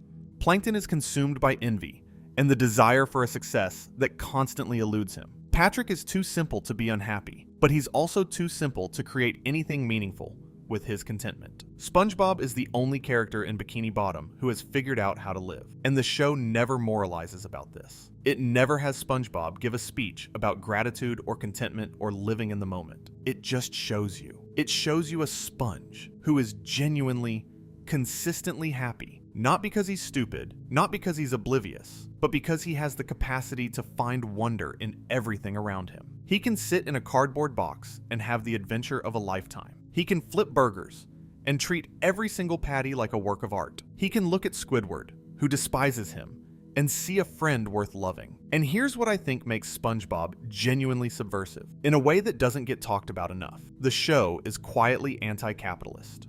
I know, It's a Nickelodeon show that has generated $13 billion in merchandise revenue. The irony isn't lost on me, but look at the world Hillenberg built. Mr. Krabs is a villain, not always a main antagonist, but a villain. He pays SpongeBob almost nothing. He has charged employees for breathing. He would sell SpongeBob's soul for a nickel, and has basically said as much. The Krusty Krab is a greasy, run-down fast food joint that succeeds solely because of SpongeBob's labor, and SpongeBob sees none of the profits. Meanwhile, Plankton, the other business owner, has an entire evil lab dedicated to stealing a recipe so he can compete. The show's economic system is brutal, exploitative, and absurd, and SpongeBob thrives anyway, not because the system works, but in spite of it. His joy is an act of defiance against a world designed to grind him down. If you think that reading is a stretch, consider Squid on Strike Season 2, Episode 19A. SpongeBob and Squidward go on strike against Mr. Krabs. It's explicitly about labor rights, worker exploitation, and the power dynamics between employers and employees. This aired on Nickelodeon for children, and it plays the whole thing completely straight, until SpongeBob accidentally destroys the Krusty Krab, and both he and Squidward are sentenced to work for Krabs forever. The ending is played as comedy, but if you sit with it, it's the darkest possible resolution. The workers' rebellion fails, and they end up more trapped than before. That's not just dark. That's a structural critique of labor activism in a system where the employer holds all the power. And it's in a cartoon about fish. Or Squidward the Unfriendly Ghost, Season 1, Episode 11B, where Squidward pretends to be a ghost and forces SpongeBob and Patrick to be his servants. It's a miniature study of class exploitation. Squidward uses their gullibility and fear to extract free labor, and the episode makes clear that his behavior is not that different from what Mr. Krabs does every day at the Krusty Krab. The difference is that Mr. Krabs at leastest pays SpongeBob a pittance. Squidward pays nothing and frames it as a favor. Or Crab Borg, Season 3, Episode 9B, where SpongeBob becomes convinced that Mr. Krabs has been replaced by a robot. The implication that a boss who cares about nothing but money and efficiency is functionally indistinguishable from a machine is the kind of joke that flies over kids' heads entirely and lands like a brick with adults who have had that boss. The show didn't need to make the point explicitly. The premise is the point. This is what I mean when I say SpongeBob is subversive. It doesn't announce its politics. It doesn't lecture. It just builds a world where the economic system is visibly absurd, and the characters who navigate it most successfully are the ones who refuse to take it seriously. SpongeBob, who treats his exploitative job as a calling and finds genuine fulfillment in it, is happier than Squidward, who sees the exploitation clearly, but lets that awareness poison everything. The show doesn't say SpongeBob is right and Squidward is wrong. It says they're both responding to the same broken system in different ways, and SpongeBob's response happens to lead to joy, while Squidward's leads to misery. That's not a moral judgment. That's an observation about human nature, or sponge nature, I guess. I keep coming back to this point, but I think it's the key to everything. SpongeBob SquarePants takes the mundanity and occasional cruelty of adult life, dead-end jobs, bad bosses, unfulfilled ambitions, the relentless machinery of capitalism, and it says, yes, all of this is true, and you can still be happy. You can still find beauty in catching jellyfish. You can still love your friends. You can still make the best burger anyone has ever tasted and feel genuine pride in that. Joy isn't contingent on your circumstances. Joy is a choice, and SpongeBob chooses it every single day. Now, I want to talk about something that I think is the secret engine of the entire show. The thing that makes SpongeBob work on a level that most people experience, but few articulate. Squidward. Because SpongeBob doesn't work without Squidward. He can't. SpongeBob's optimism only means something when it exists in contrast to someone who can't access it. And Squidward Tentacles, despite being, on the surface, a grumpy foil, a one-note killjoy, is actually the most complex character in the show. Certainly the most human. Because here's the thing about Squidward. He's us. He's the part of every adult viewer that got tired, that stopped believing in magic, that started measuring their worth against other people's success, against Squilliam Fancyson's success, and found themselves wanting. And I want to break down why Squidward works as a character, because I think it's more complicated than people give it credit for. Squidward isn't just grumpy, he's aspirational. He wants things. He wants to be a great clarinet player. He wants to be a respected artist. He wants to live in a beautiful home, in a nice neighborhood, with cultured neighbors who share his refined sensibilities. These aren't bad desires. They're human desires. Most of us want to be good at the things we care about. Most of us want to be appreciated. The problem with Squidward isn't what he wants. It's that wanting has consumed him so completely that he can't enjoy what he has. Squidward plays the clarinet badly. He paints badly. He dances badly. But he keeps doing all of these things because they're who he is. And the tragedy of Squidward, the real, deep tragedy that the show handles with surprising delicacy, is that he can't enjoy any of it. He can't enjoy playing clarinet because he's too busy comparing himself to other musicians. He can't enjoy cooking because he's too busy comparing his job to the job he thinks he deserves. He can't enjoy SpongeBob's friendship because he's too consumed by embarrassment and social anxiety to admit that he values it. Here's the thing, Squidward is also, objectively, a snob. He looks down on everyone around him. He considers himself intellectually and culturally superior to SpongeBob, Patrick, Mr. Krabs, and basically every other citizen of Bikini Bottom. And the show is careful never to fully validate that self-image. Squidward's art isn't actually good. His clarinet playing is genuinely terrible. His self-portrait collection is narcissistic, not gifted. The show holds Squidward in this perfect tension. He's sympathetic because his desires are relatable, but he's also partially responsible for his own misery because his sense of superiority prevents him from connecting with the people who could actually make him happy. It's not that the universe is cruel to Squidward, though it often is. It's that Squidward is cruel to himself. He can't accept joy when it's offered, because accepting joy from SpongeBob would mean admitting that SpongeBob has something he doesn't, and Squidward's ego won't allow that. That's sophisticated character writing. That's the kind of internal contradiction that drives great literary characters. And it's in a show about a sponge who works at a fast food restaurant. And while we're on the subject of character depth, let me talk about Patrick for a second, because Patrick Star is, I think, the most misunderstood character in the show, particularly in the later seasons. Early Patrick, seasons 1 through 3, Patrick is not just stupid, he's innocent. There's a difference, and it's an important one. Stupid means you can't understand things. Innocent means you haven't learned to distort them. Early Patrick sees the world without filters. He takes things at face value. When SpongeBob asks him for advice, Patrick gives genuinely thoughtful responses. They're wrong, usually, but they come from a place of real consideration. Remember what I said earlier about the idiot box? Patrick can sit in a cardboard box and have the adventure of a lifetime because he hasn't learned to tell himself that cardboard boxes aren't exciting. His imagination hasn't been corrupted by self-consciousness. Bill Fagerbakk's vocal performance, this warm, slightly dopey, completely sincere delivery, is essential to making Patrick work. He never plays Patrick as mean-spirited or aggressively dumb. He plays him as someone who is genuinely doing his best with the cognitive tools available to him. And those tools just happen to be limited. There's affection in the performance. You can hear Fagerbakk's love for the character in every line reading. And that's why it bothered fans so much when later seasons turned Patrick into someone who was cruel, selfish, and destructive. That wasn't the character. The character was kind. The character was SpongeBob's best friend because he genuinely loved SpongeBob, not because he was too stupid to know better. And every now and then, the show gives Squidward a glimpse.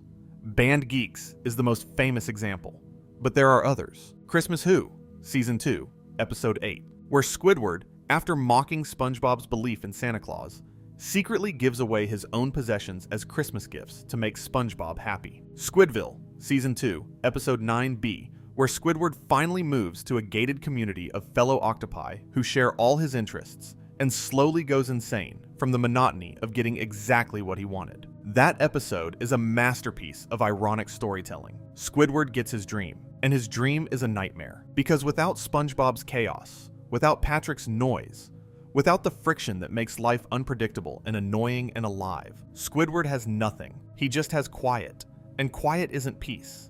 It's emptiness. Roger Bumpass deserves more credit than he'll ever get for what he does with this character. The vocal range he brings to Squidward, from screaming frustration to quiet resignation to very occasionally genuine wonder, is extraordinary. There's a moment in Christmas Who where Squidward, standing alone outside SpongeBob's house after giving away his things, makes this small, satisfied sound. Just a quiet and in that one syllable, Bumpass communicates something that entire films fail to express. The feeling of doing something good for someone you pretend not to care about. and being okay with no one knowing. That's acting. That's craft at the highest level, delivered through a cartoon octopus. Let me talk about the show's visual language for a moment, because this is something that gets overlooked in the discourse about SpongeBob's writing. The animation, particularly in the early seasons, is doing things that are genuinely innovative. The show makes extensive use of extreme close-ups, hyper-detailed, grotesque close-ups of characters' faces at moments of stress or horror. You've seen the memes. SpongeBob's face pressed against a window, Squidward's face melting, Patrick's brain turning on and off like a light bulb. These close-ups are directly inspired by the work of John Kricfalusi on Ren and Stimpy. Hillenberg was a fan and openly acknowledged the influence, but SpongeBob deploys them with more restraint and to greater emotional effect. The close-ups are funny, sure, but they're also genuinely unsettling. They remind you that these characters, for all their cartoonish simplicity, have inner lives that are messy and uncomfortable and real. And I want to talk about the music for a moment, because it's one of the show's most distinctive and underappreciated elements. The background score, composed primarily by Nicholas Carr, with extensive use of production music libraries, relies heavily on these old, often obscure, Hawaiian and exotica tracks. The steel guitar, the ukulele, the vibraphone. There's a specific sound to SpongeBob that's instantly recognizable. This bright, tropical, slightly campy musical palette that should clash with the comedy, but instead becomes inseparable from it. The music doesn't just underscore the action, it creates the emotional reality of Bikini Bottom. It makes you feel like you're in a world where the ocean is warm and the sun is shining, and nothing is quite as serious as it seems. Carr specifically curated a library of production music from the Associated Production Music, APM, catalog. Tracks originally recorded for commercial use in the 1950s and 60s. And these tracks became so iconic that fans have entire databases cataloging which APM tracks appear in which episodes. Grass Skirt Chase, the frantic Hawaiian run music that plays during virtually every chase scene, is probably the single most recognizable piece of background music in all of animated television. People who have never watched a full episode of SpongeBob can hum it. That's penetration into the cultural consciousness that most film composers would kill for, and it's being achieved by library music from decades before the show was created. There's something poetic about that. Hillenberg reaching backward in time, finding these old, forgotten musical recordings, and giving them new life in an underwater world that hadn't been imagined yet when they were recorded. The show also uses time cards, those painted title cards, with the French narrator announcing 2 hours later, or so much later that the old narrator got tired of waiting, and they had to hire a new one, as a comedic device that other shows have tried to imitate and never quite matched. They function as jokes in themselves, but they also control pacing in a way that lets the show skip boring transitions and get straight to the funny parts. It's an elegant solution to a structural problem that most cartoons solve with crude cuts or montages. And the background art. I don't think enough people appreciate how gorgeous SpongeBob's backgrounds are, especially in the first 3 seasons. The seascapes, the underwater coral formations, the way light filters through the water. There's a painterly quality to the environments that comes directly from Hillenberg's art training. He wanted Bikini Bottom to feel like a real place, and the background artists delivered something that's simultaneously cartoony and beautiful. You could hang some of those backgrounds in a gallery. I want to talk about SpongeBob's cultural impact now, because the show's influence on internet culture specifically is unlike anything else in the history of television. SpongeBob memes didn't just become popular, they became a fundamental vocabulary of online communication. Mocking SpongeBob, the chicken case text alternating upper and lower letters, paired with an image of SpongeBob in a distorted pose, became one of the most used meme formats on the internet. Imagination SpongeBob, with the rainbow. I'll have you know SpongeBob. Tired SpongeBob. The Ite Emma Head Out meme. The Two SpongeBobs meme. The list is essentially infinite. And here's something I find fascinating about the SpongeBob meme phenomenon. It happened in waves. The first wave, around 2007 to 2010, was mostly image macros, screenshots from the show with impact font text overlaid, standard meme stuff. But the second wave, roughly 2016 to 2019, was different. These memes were more abstract, more emotional, more nuanced. They used SpongeBob screenshots to express complex feelings, anxiety, depression, resignation, absurd joy, that didn't have easy vocabulary. The mocking SpongeBob meme isn't just funny. It's a tool for expressing a very specific kind of contempt. The contempt you feel when someone says something so dumb that the only appropriate response is to mockingly repeat it. There's no emoji for that. There's no word for it, but there's a SpongeBob meme for it. The show provided a visual lexicon for emotions that the internet hadn't found images for yet. Aja Romano at Vox declared in 2019 that SpongeBob memes came to rule internet culture. And what's remarkable about this is that the meme-ification of SpongeBob happened almost entirely organically. Nickelodeon didn't engineer this. They didn't have a social media team churning out meme content in 2007 when SpongeBob memes first started appearing on forums. It happened because the show's visual style, those extreme expressions, those specific poses, those hyper-detailed reaction shots, was perfectly suited to the way people communicate online. SpongeBob's face in any given moment expresses an emotion with such specificity that it became shorthand for feelings that words couldn't capture. And here's what's wild. The SpongeBob subreddit devoted to memes has accumulated millions of subscribers, far more than the subreddit devoted to the series itself. The memes outlived the cultural dominance of the show. Kids who are growing up today might encounter SpongeBob memes before they ever watch an episode. The character has been separated from his context and absorbed into the collective consciousness of the internet. That's a level of cultural penetration that rivals Mickey Mouse and Bugs Bunny. But unlike Mickey and Bugs, who represent specific eras of American culture, SpongeBob is timeless in a different way. He exists simultaneously in 1999 and 2026. He's nostalgia, and he's current. He's your childhood, and he's your Twitter feed. No other fictional character has managed to be both of those things at once. The show also influenced an entire generation of animators, comedy writers, and internet content creators. If you watch YouTube video essays from the mid-2010s onward, you can hear SpongeBob's rhythms and how they're structured, the sudden tonal shifts, the willingness to sit with a joke instead of rushing past it, the combination of intellectual analysis with genuine emotional engagement. The show taught a generation that comedy doesn't have to choose between smart and silly, between heartfelt and absurd. You can be all of those things at once, and that sensibility has filtered into everything from Adventure Time to Gravity Falls, to the entire landscape of animated content that followed. And then there was the Super Bowl, Super Bowl 53, February 2019. This was less than 3 months after Steven Hillenberg's death. A petition signed by over 1 million people had called for Sweet Victory to be performed during the halftime show as a tribute to Hillenberg. And what happened was complicated.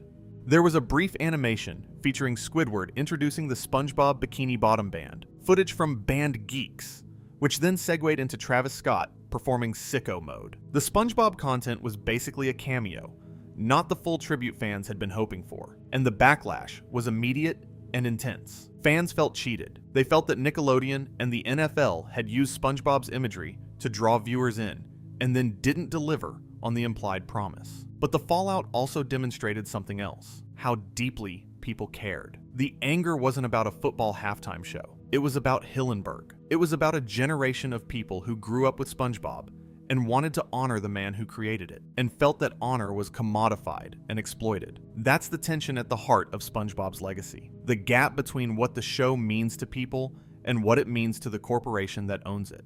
The NHL and NASCAR stepped in afterward and played Sweet Victory at their events, which was genuinely cool. And in 2021, during the Super Bowl 55 commercial break, Viacom CBS used the Sweet Victory clip from Band Geeks to promote the launch of Paramount Plus, which many fans saw as a belated acknowledgement. And before the Nickelodeon broadcast of Super Bowl 58, they used Sweet Victory to kick off their coverage. It took a while, but the song eventually got its moment. I want to take a step back now and talk about something that I've been circling around this entire time, which is what it's like to rewatch SpongeBob as an adult. Because I think that experience, the experience of returning to something you loved as a kid and discovering that it's not just as good as you remember, but actually better in ways you couldn't have appreciated at the time, is central to what makes SpongeBob endure.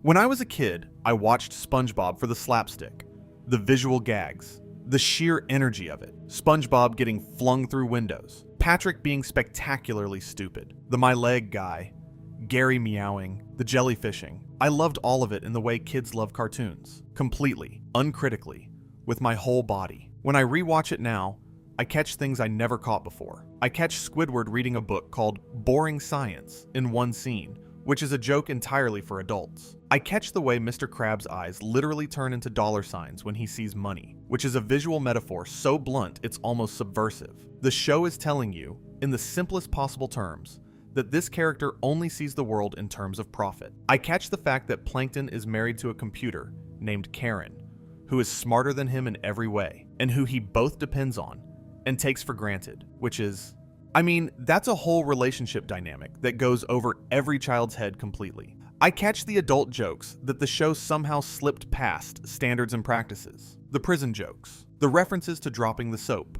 SpongeBob watching a sea anemone dance on TV, and hurriedly changing the channel when Gary walks in. The entire don't drop the soap scene in the prison episode. Mr. Krabs saying, "Do you smell it? That smell. A kind of smelly smell. The smelly smell that smells smelly. Anchovies." The show was full of these moments. Not crude exactly, but layered. Jokes that meant one thing to a 7-year-old and something completely different to a 27-year-old watching on the couch after a few drinks. This dual-layer construction is what made SpongeBob appointment television for college students in the early 2000s. People weren't watching it ironically. They were watching it because it was genuinely funnier than most of the adult comedy on television at the time. And there's one aspect of the show that I think gets talked about a lot, but never quite pinpointed, and it's the timing. SpongeBob has some of the best comedic timing in animation history. Not the writing, the timing, the pauses, the beats. The way the show will hold on a reaction shot for 1 extra second longer than you expect. And that extra second turns a chuckle into a belly laugh. Think about Patrick saying, "I love you," to the monster in No Weenies Allowed. Think about Squidward's extended silence after SpongeBob asks him a question in Squid's Day Off. Think about the beat, just one beat, between Mr. Krabs asking, "What did you do to my drink?" and SpongeBob's terrified face in Something Smells. That precision is not accidental. It's the product of a creative team that understood, on an almost musical level, how rhythm creates comedy. Hillenberg's background in watching Buster Keaton and Stan Laurel with Derek Drymon during development. They literally sat on his bed watching these old comedians and studying their timing, shows in every frame. And I catch the sadness. There's a sadness to SpongeBob that I don't think most people talk about. Not in the show's tone. The show is relentlessly upbeat, but in the implications. SpongeBob is a creature of pure joy living in a world that doesn't deserve him. Squidward hates him. Mr. Krabs exploits him. Mrs. Puff is traumatized by him. The only characters who genuinely love SpongeBob are Patrick, Gary, and Sandy. And even Patrick can be cruel. SpongeBob absorbs all of this and stays kind. He stays enthusiastic. He stays himself. And there's something about that persistence, that refusal to let the world make him cynical, that hits harder when you're an adult than when you're a kid. Because as an adult, you know what it costs to stay optimistic. You know how much easier it is to become Squidward. This is one of those episodes I think about randomly at like 2 a.m. SB 129, Season 1, Episode 14. A. Squidward gets frozen and wakes up in the future, then travels further and further through time until he ends up in a void, a white, empty space with nothing in it. Just Squidward, alone. And he starts screaming. And the show holds on it. Holds on this cartoon octopus, having an existential crisis in literal nothingness. The void speaks to him. The word alone appears everywhere. His own voice echoes back at him, distorted and mocking. And then he's snapped back to the present and runs to SpongeBob and Patrick and goes jellyfishing with them. And for one moment, just one, he's happy. Because after experiencing true emptiness, even SpongeBob's annoying company is better than nothing. That's a kid's show. That aired on Nickelodeon. And it's making a point about loneliness and connection that would work in a Bergman film.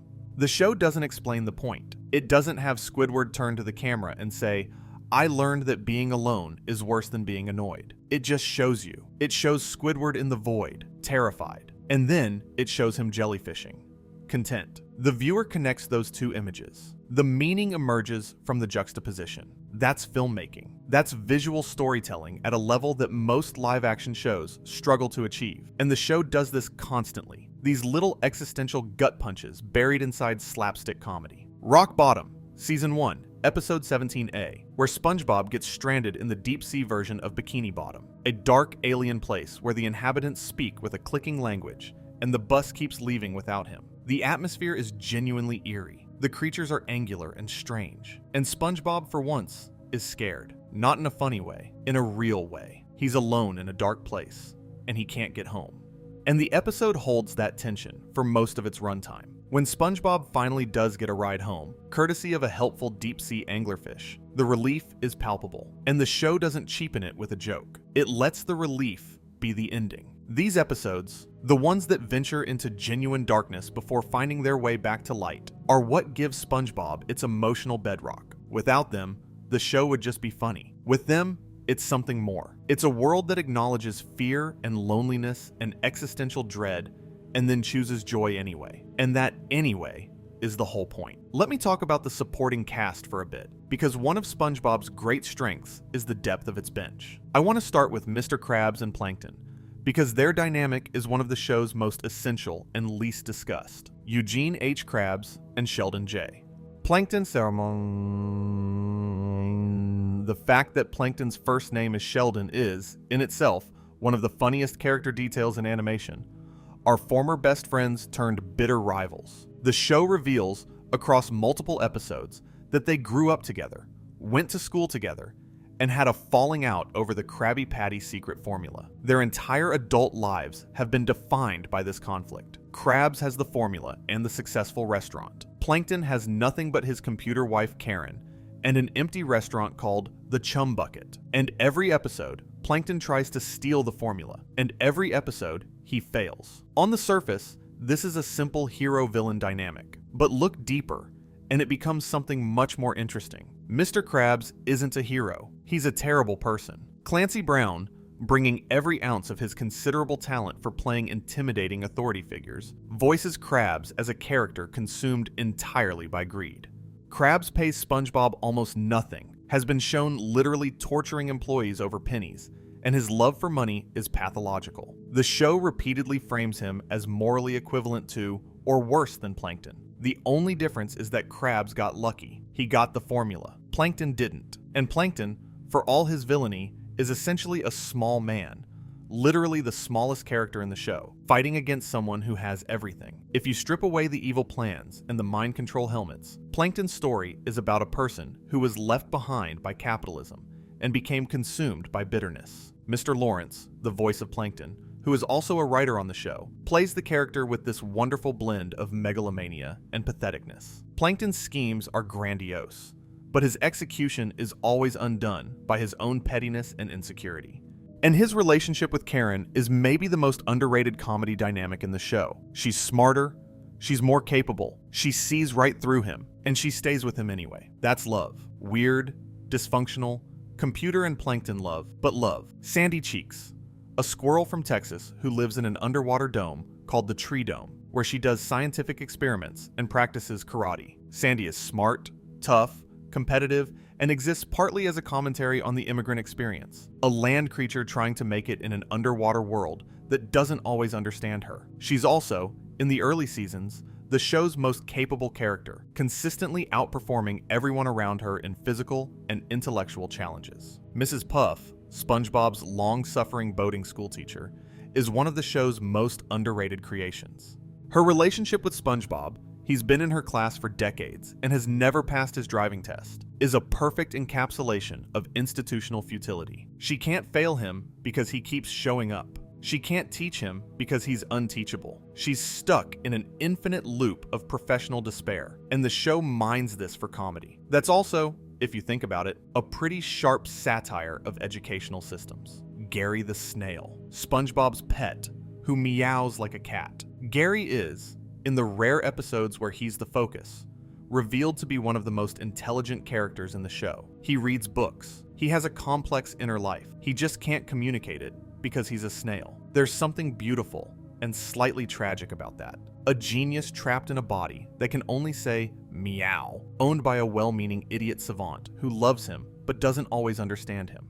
Mermaid Man and Barnacle Boy, the retired superheroes who live in a nursing home and whom SpongeBob and Patrick idolize. Voiced by Ernest Borgnine and Tim Conway, respectively, two actual Hollywood legends lending their voices to a cartoon about washed-up superheroes. The Mermaid Man episodes are parodies of the Adam West Batman era, but they're also, in their quieter moments, meditations on aging, irrelevance, and the way society discards its heroes once they're no longer useful. Ernest Borgnine continued voicing Mermaid Man until his death in 2012, and Tim Conway voiced Barnacle Boy until his death in 2019. The show retired both characters, and in later seasons, SpongeBob visiting their legacy feels genuinely elegiac. Karen Plankton, the WIFE computer system, voiced by Jill Talley, who is Tom Kenny's real-life wife. Karen is consistently the smartest character in the show, constantly devising plans that Plankton either botches or takes credit for. Their marriage is simultaneously a parody of dysfunctional sitcom couples, and one of the most realistic depictions of a long-term relationship on television. They bicker, they take each other for granted, but there's real affection underneath it. The fact that Tom Kenny and Jill Talley are voicing characters who are married to each other while being married to each other in real life is, I don't know. It's the kind of detail that makes SpongeBob feel lived in. Like, even behind the scenes, the show has its own ecosystem. Pearl Krabs, Mr. Krabs' teenage daughter who's a whale, and the show has never explained how a crab has a whale for a daughter, and I think that's one of the best jokes in the entire series. It's an unanswered question that the show simply refuses to address. Mr. Krabs is a crab, Pearl is a whale, they're related, don't worry about it. That's SpongeBob's approach to continuity in a nutshell. The show only acknowledges its own rules when it's funny to do so. And I want to zoom out for a moment and place SpongeBob in the broader context of American animation history, because I think we sometimes talk about this show as if it exists in a vacuum. It doesn't. SpongeBob arrived at a very specific moment in animated television. In 1999, The Simpsons was still the gold standard for animated comedy, but it was entering its post-Golden Age period. Ren and Stimpy had redefined what was possible in terms of visual grotesquerie and adult content in ostensibly children's animation, but it had also self-destructed. Dexter's Laboratory and the Powerpuff Girls were thriving on Cartoon Network, and Nickelodeon itself had already produced Rugrats, Doug, and Hillenberg's own Rocko's Modern Life, each pushing the boundaries of what a kid's cartoon could be about and how it could look. SpongeBob synthesized all of these influences and transcended them. It took Ren and Stimpy's visual intensity and grounded it in warmer, more sustainable character dynamics. It took The Simpsons' multi-layered humor and applied it to an 11-minute format with no room for filler. It took Rugrats' emotional sincerity and paired it with a surrealist sensibility that Rugrats never attempted, and it added something uniquely its own, a philosophical optimism that didn't read as naive, because the show always acknowledged the darkness it was choosing to look past. No animated show since SpongeBob has managed to replicate this exact combination. Adventure Time came closest, and Pendleton Ward was openly influenced by SpongeBob, but Adventure Time had a serialized structure and a darker worldview. Regular Show captured some of SpongeBob's slacker energy, but not its emotional depth. Gravity Falls had the mystery and the heart, but not the absurdism. Each of these shows is excellent on its own terms, but they're all operating in the space that SpongeBob created. The show didn't just influence a generation of viewers.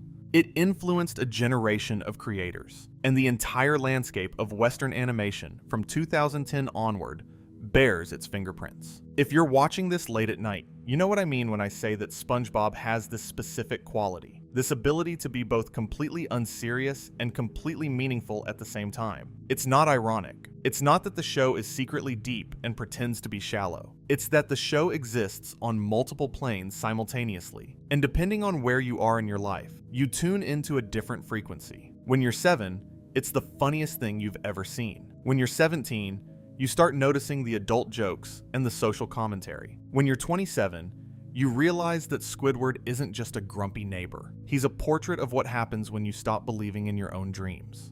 When you're 37, you watch SpongeBob flipping burgers with pure joy, and you think, what would my life look like if I approached my work with that kind of love? I keep coming back to Steven Hillenberg. I keep coming back to this man who studied marine biology and animation, who worked as a fry cook during his summers. Yes, he actually worked at a fast food seafood restaurant in Maine, which is where SpongeBob's occupation comes from, and who poured all of these experiences into a single cartoon character. SpongeBob isn't just a character, he's an expression of a worldview. He's what happens when someone who genuinely loves the ocean and genuinely loves making people laugh creates something from that intersection. And the show's relationship with the ocean itself, the actual, real ocean, runs deeper than most people realize.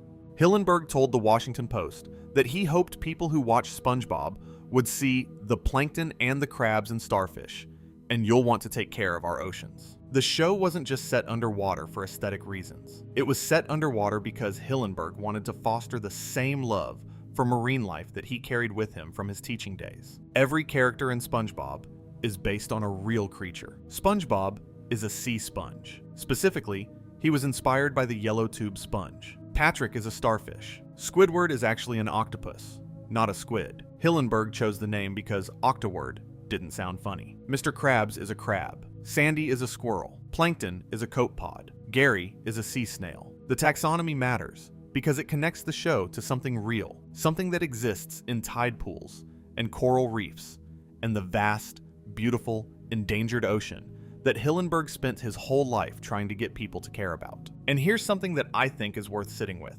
Hillenberg chose to make a sea sponge the hero of his show. Not a shark, not a dolphin, not a whale, a sponge. One of the most primitive, overlooked, least glamorous creatures in the ocean. Sponges don't move. They don't have brains. They sit on rocks and filter feed for their entire lives. Hillenberg himself acknowledged this. He said most real sponges are not that kinetic and do not cook Krabby Patties. But he saw something in them. He saw potential. He saw that even the least celebrated creature in the ocean could become the most beloved character in animation if you looked at it with enough imagination and love. And isn't that the whole thesis of SpongeBob right there? That anything, any life, any job, any creature can be extraordinary if you approach it with joy. That's not just a philosophy for a cartoon. That's a philosophy for living.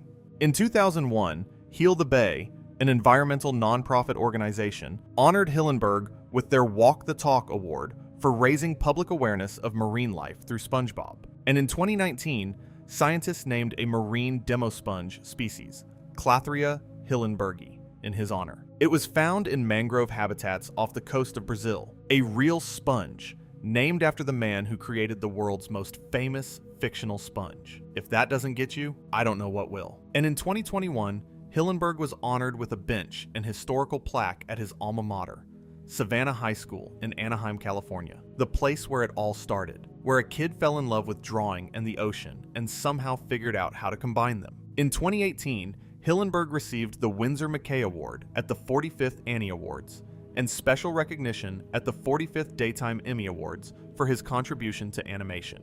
The Princess Grace Foundation created the Stephen Hillenberg Animation Scholarship, an annual grant for emerging animators. His wife Karen and he had donated to Humboldt State University to fund the HSU Marine Lab and the Stephen Hillenberg Marine Science Research Award Endowment. Even in death, Hillenberg's legacy flows in two directions, toward animation and toward the ocean. The two passions he spent his life trying to reconcile, still feeding each other. The SpongeBob SquarePants Broadway musical, yes, that happened, opened in 2017 and was nominated for 12 Tony Awards. The fact that this story could translate from an 11-minute Nickelodeon cartoon to a full Broadway production tells you everything about the emotional resonance of these characters. Squidward's arc in the musical, his desire for recognition, his rivalry, his eventual moment of triumph, is essentially Band Geeks expanded to theatrical scale.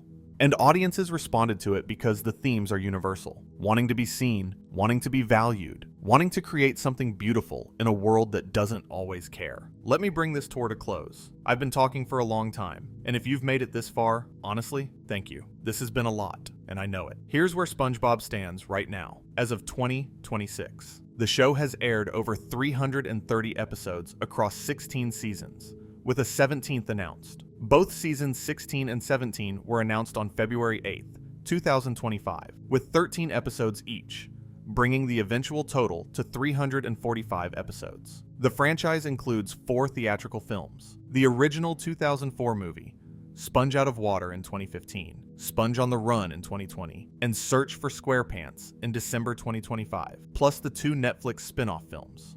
There are 2 television spin-offs, a Broadway musical, countless video games, and a merchandise empire worth billions. SpongeBob is viewed in at least 170 countries and has been available in at least 24 languages. He is, by almost any metric, one of the most successful fictional characters ever created, and the show keeps finding new ways to exist. The Nickelodeon broadcast of NFL games, with SpongeBob and Patrick providing commentary, Tom Kenny and Bill Fagerbakke voicing the characters in real time, improvising jokes while a football game plays out, is one of the most creative uses of animated characters in live television history. It's weird and fun and completely in the spirit of Hillenberg's original vision. Take something familiar and make it surprising. The SpongeBob SquarePants musical received 12 Tony nominations and brought the characters to a medium no one expected.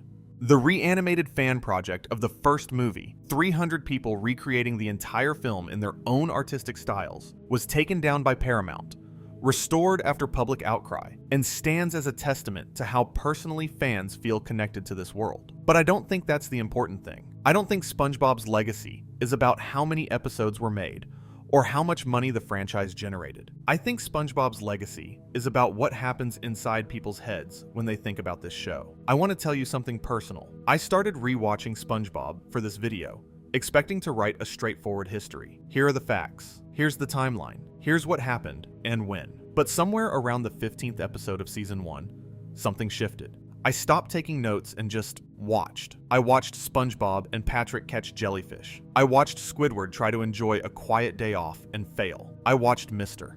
Krabs count his money with pure, undisguised glee. And I felt something I hadn't felt in a while. Not nostalgia exactly, something more immediate. Something like safety. Like being in a world where the colors are bright and the music is gentle, and the worst thing that can happen is that someone burns the Krabby Patties. And I think that's why people fall asleep to this show. Not because it's boring, because it's safe. Because Bikini Bottom is a world where bad things happen, but nothing stays broken for long. Where Squidward might lose today, but he'll be okay tomorrow. Where SpongeBob will wake up and say, "I'm ready," and the whole cycle starts again. There's a comfort in that repetition, a predictability that feels like warmth.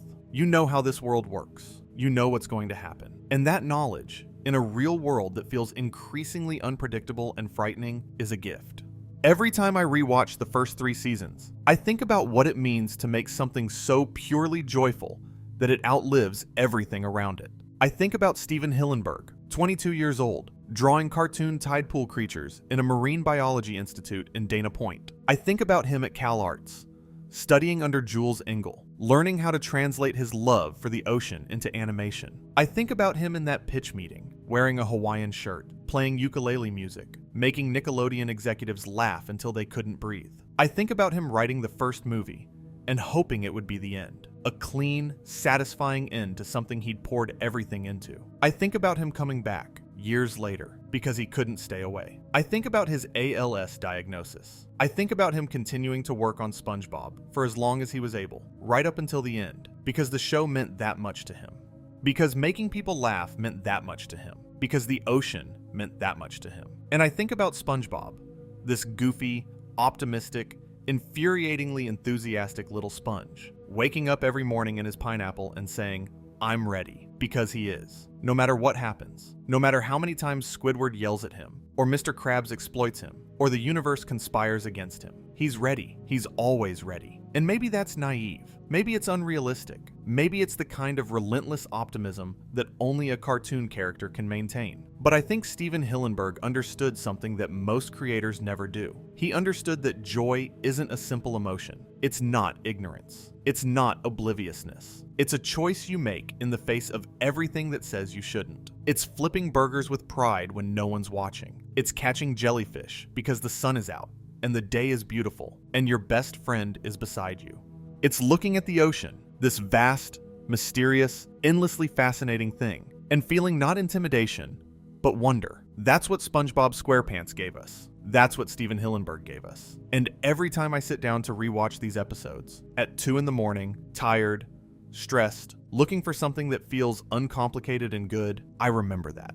And if you can't sleep, well, that's what the next video is for. Thank you for spending this time with me tonight. It genuinely means a lot. And if you're new here, and this is the first Pine Hat video you've watched, welcome. Stick around. Subscribe if you'd like. We've got a lot more of these coming. Good night, take care of yourselves, and take care of the ocean. Steve would have wanted that.